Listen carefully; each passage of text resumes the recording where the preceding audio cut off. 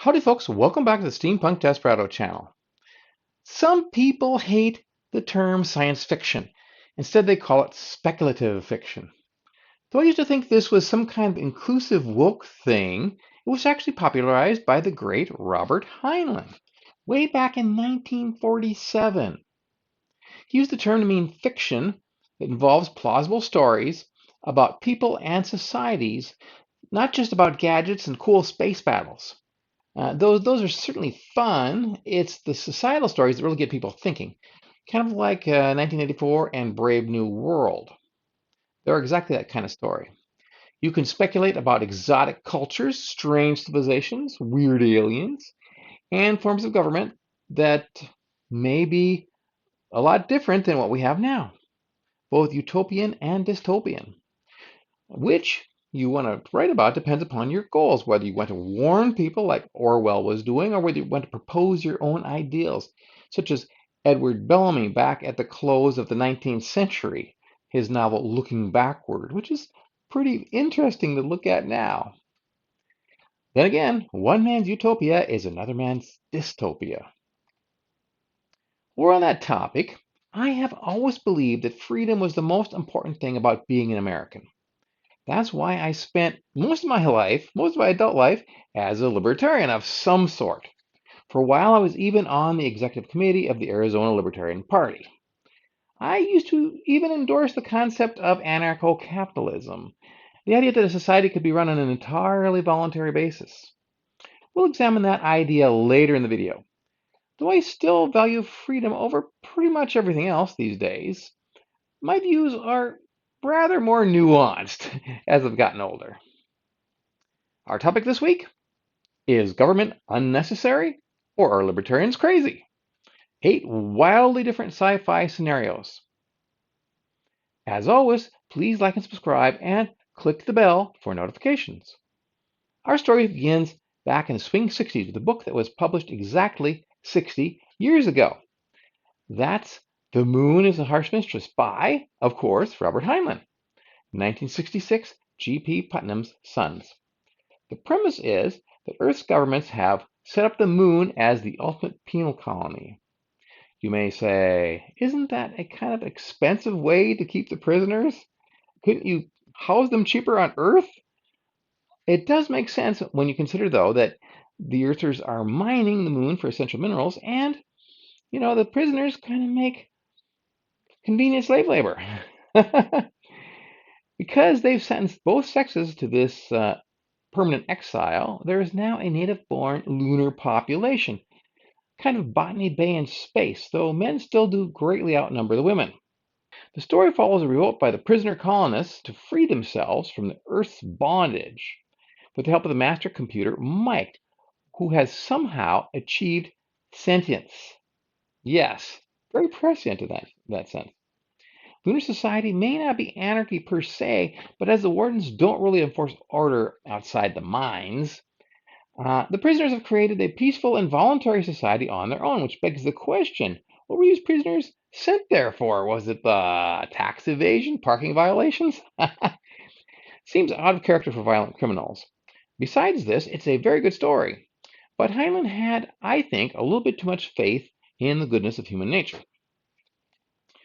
1960s, the late 60s, were a time of social upheaval when self-evident truths were being questioned, and sci-fi writers did their best to do their part. Next, we will look at a well-known leftist writer, Ursula K. Le Guin. In 1974, after doing a lot of thinking about different political systems, she published a book called The Dispossessed, Harper and Row. As in Heinlein's work, the anarchistic society is also on a moon. In this case, it's the fictional moon Anares. Unlike our moon, it is habitable, but barely so. It's much less habitable than the primary planet, Eurus. Centuries ago, it was colonized by a group of anarcho-syndicalists, and the Iranian governments were happy to see them go. Bye-bye. We won't miss you. Anarcho-syndicalism, by the way, is a system based on the workers democratically controlling the means of production, which I think, if possible, is a lot better than the Central Committee in Moscow or Beijing controlling everything. Who knows? Never really been worked out. Le Guin calls this an ambiguous utopia, which makes the book good because it's nuanced. It's not an entirely good thing, but it's not entirely bad either. The people of Anaris are quite free compared to Euros, but they're also quite poor. And in times of crisis, they are obliged to do manual labor, which sounds a lot like government to me. No, I'm sure it's just, I'm sure it's just peer pressure. The story follows the physicist Shevek and his quest to implement his important and revolutionary discoveries, which will be fantastic for the fate of the galaxy, but he keeps encountering difficulties, uh, partially because he has to do manual labor, and partly because Anaris has purposely isolated itself from Euros and the greater scientific community there. And so he has to find a way to get over there and work with those other scientists. Anaris is a marginally workable society, but not something that I would choose. 4 years later, the prolific writer Jack Vance, who wrote both sci-fi and mysteries, wrote a book called Whist, Alistor 1716. That's not a date, that's a planet number. It was part of a series about the diverse human worlds of the Alistor cluster, and I've read a couple of them. They're pretty interesting. He was quite a writer, even if the titles aren't that catchy. The story focuses on a nation called Erebus, which is extremely egalitarian, much like Anaris, though it's a lot more squalid and run down. The Arabians, what else would I call them? They don't build or create anything, and they have to work for like 13 hours per week just to keep the system from falling apart around their ears. They're essentially feeding off the stored capital and accomplishments of previous generations, kind of like modern day America. In one rather chilling scene, some characters gather for a feast, a clandestine feast out in the forest, and they start to wonder, gee, meat is really scarce. What could this meat be made out of? Ew. I suspected this was Vance's rebuttal to Le Guin's syndicalist system, though there's no record of him ever saying that, and from what I understand, they were on good terms. Sometimes it's fun. Sci-fi writers can have like a friendly debate. At least in those days they could. Technically, neither of these two anarchist societies are really libertarian because libertarian theory is based on the concept of private property being sacrosanct. For that, you need to go to an explicitly libertarian writer such as L. Neil Smith, whom I once met at a convention. Pretty cool guy, no longer with us. He had an element of that philosophy in all of his books. Probably the best example is The Probability Brooch, published 1982 in Del Rey, which involves a Native American detective being magically transported from a leftist American dystopia that was even worse than our own in the Biden administration, and to an America which technically has no government that we would recognize as that. In this reality, the Whiskey Rebellion, back in the early 1790s, was still fought, but it went the other way. With the rebels winning, the states gave up, they abandoned the centralizing constitution, which was actually implemented so the federal government could collect taxes to pay back debts when people took out loans on the revolution. Seriously.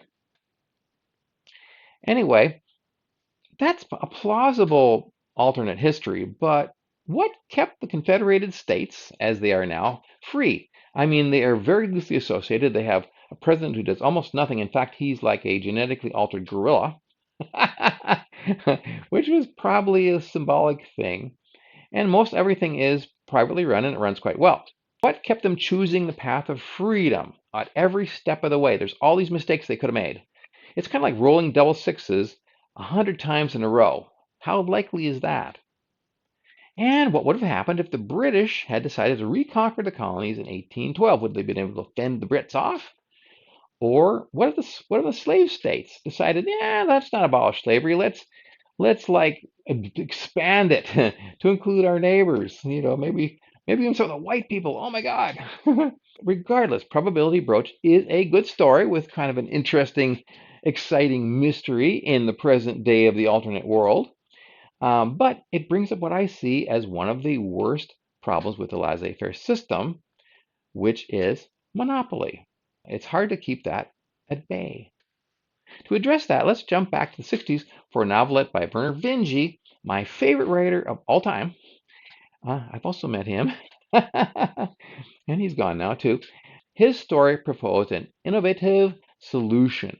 It's called Conquest by Default, and was first published in Analog magazine in 1968. Sometime in the 21st century, the Earth is recovering from a devastating nuclear war. In fact, the entire northern hemisphere was wiped out. All of civilization is now in the south. And so the story takes place in Australia. Aliens arrive who are very human-like. Perhaps they're even human beings from some, separation of our two races. Though not all of them consider us to be human. These aliens, the Mikan, practice an anarchism based on an antitrust mechanism. No organization of any kind is allowed to exceed 100 people, and they have a special class of enforcers called umpires to make sure the rules aren't broken. After some deliberation, they decide that the Earth will be assimilated into their culture and that existing governments must go. They realize that most Earthers don't really want this, but in an intriguing plot point, doing so is the lesser evil. I'll let you read it to find out, and I'll reference one of the many Vinge collections where it appears on the screen. It's a system that I would personally endorse because I really hate large organizations. I've worked for some big companies. It wasn't fun. Smaller companies are much better. Small groups of friends, small clubs, small churches, things like that are a lot better than the bigger ones, in my view. Another thing about bigness is it tends to turn capitalism from good to evil as companies become huge and unfeeling. Libertarians are always saying that monopoly cannot happen without government assistance. But who's to say a company couldn't hire its own army and massacre its rivals? For this reason, I think that the market must be policed to remain free. Now all we need to do is ensure that we have umpires who can't be corrupted. I have a few more examples, and we'll visit them a little bit more briefly. Neil Stephenson, who is my favorite living writer, and no one ever met him, unfortunately, gives us another example in his cyberpunk novel, Snow Crash, from back in 1992. A pretty cool cyberpunk. After an economic crisis, the United States dissolves into tens of thousands of tiny fiefdoms and enclaves, much like the old Holy Roman Empire. Many of these places have private governments of the type that radical libertarians advocate. By private government, I mean that the traditionally government functions, such as schools, the roads, and other services, are run as businesses more efficiently, etc., and that police, the courts, and the military are funded voluntarily. In short, nobody extorts money from you for services you don't want to fund at the point of the gun.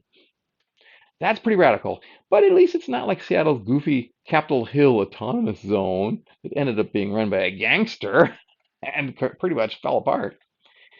The book's plot involves some nefarious figures who develop a mind virus that's being paired with an addictive drug called, you guessed it, Snow Crash, which our protagonist, ironically named Hero Protagonist, yes, seriously, he's fighting to stop it.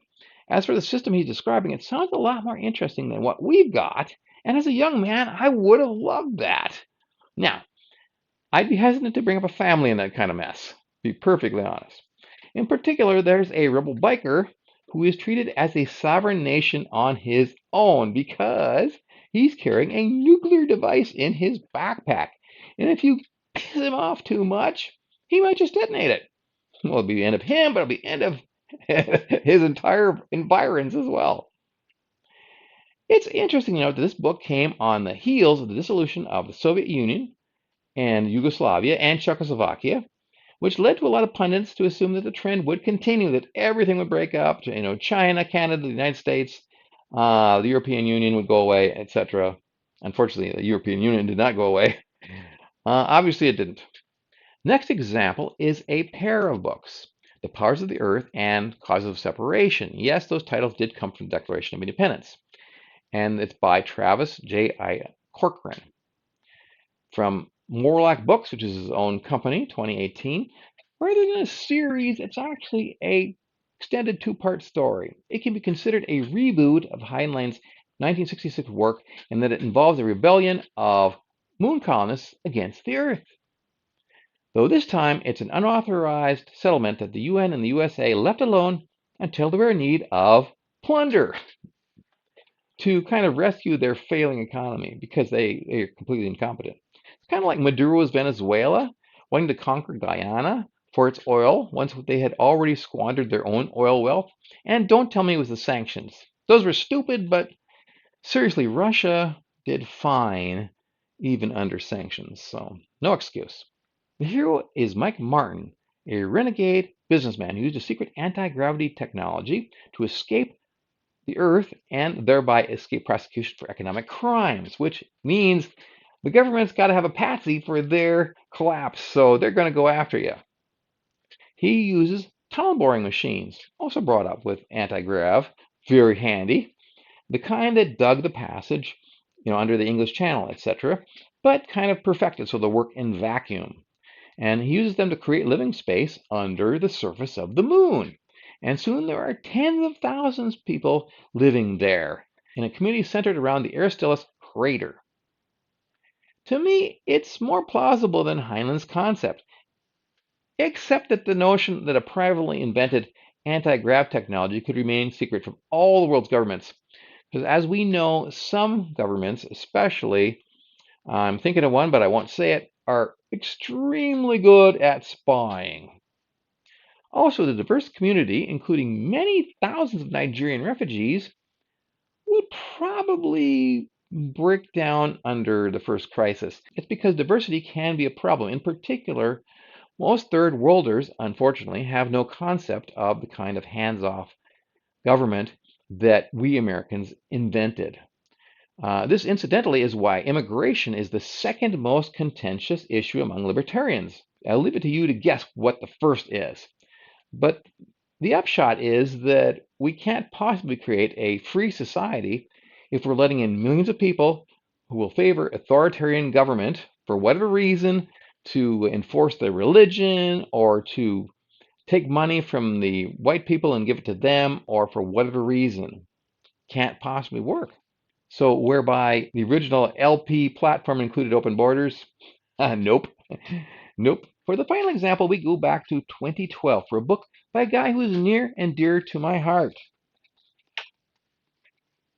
This guy, me. I may as well toot my own horn, particularly because this book fits exactly in this category, centrifugal force, which is based on the idea of something flying apart due to too much stress. In this case, it's obviously the US government. In this book, which is a near future tale, like a few decades, the US government has become tyrannical, much like in Corcoran's book and Smith's book, and as I said before, in Biden's America. A disparate group of dissidents come together around Bitcoin and the dark web. To dark web technologies to create an underground economy the feds can't touch. This hollows out the tax base, bringing on more repression and more innovation until the mighty federal government collapses under its own weight. Yay!